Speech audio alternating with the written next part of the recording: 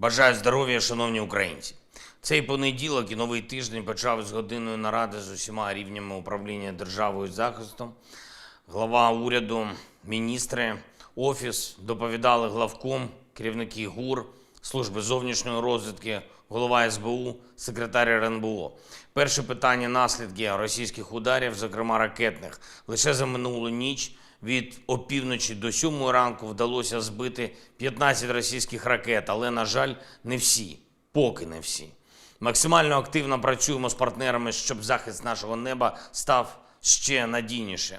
Обговорили на вранішній нараді ймовірну поведінку ворога найближчим часом, скоординували наші оборонні кроки. Окремо питання зброї та снарядів для наших воїнів. Також ситуація на поки що окупованій території і протидія Росії. Жодного шансу окупанту на нашій землі. Ворогу лише знищення. Лише ось один приклад сьогодні. Чернігівщина, село Лизунівка. Це північ області, неподалік державного кордону. Там російська авіабомба зруйнувала ще одну українську школу. На жаль, цей удар забрав життя підлітка, хлопець 2009 року народження. 14 років дитині. Він просто був неподалік школи. Мої співчуття рідним та близьким. Павлоград, Дніпропетровська область. Ракети терористів забрали життя 2 людей, зовсім молодих хлопців. Мої співчуття родинам. Ще 40 людей, жінки, діти, чоловіки отримали допомогу після поранень і травмувань. На кожен такий удар російські окупанти отримують нашу відповідь. І я дякую усім нашим воїнам, які це забезпечують щодня і щоночі, які захищають наші позиції, відбивають російські штурми, допомагають своїм вогнем побратимам, хто поруч на позиціях, і по максимуму знищують окупанта.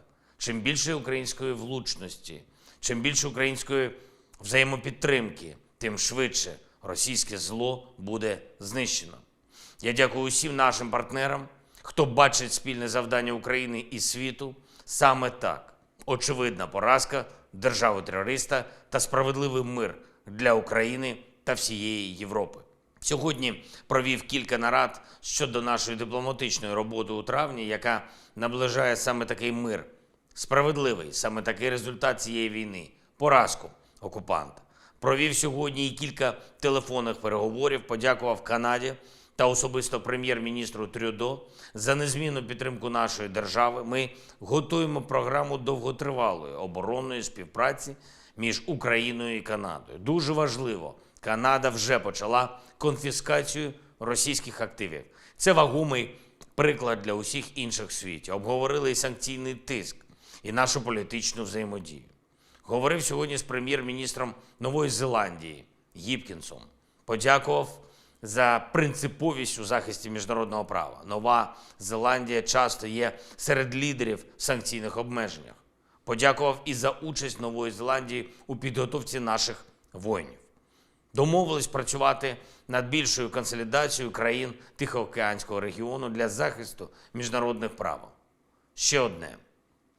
Сьогодні вже 10-та річниця з дня заснування однієї зі славетних українських військових частин, а саме 140-го окремого центру спеціальних операцій. Це дуже майстерні воїни, рішучі, міцні та надзвичайно досвідчені. Вони брали участь в обороні та звільненні Київщини, Бучі, Гостомелю, Бородянки та інших міст і сіл, Харківщини, Ізюму, Чугуєва. Виконували стратегічно важливі місії на південних напрямках, потужно бились проти окупантів на Донбасі. Дякую вам, воїни. Україна завжди пам'ятатиме вашу сміливість. Ніколи не забуде тих воїнів, які віддали своє життя у бою за державу. Хай буде їм шаною перемога нашої держави у цій війні. Слава усім, хто б'ється заради України.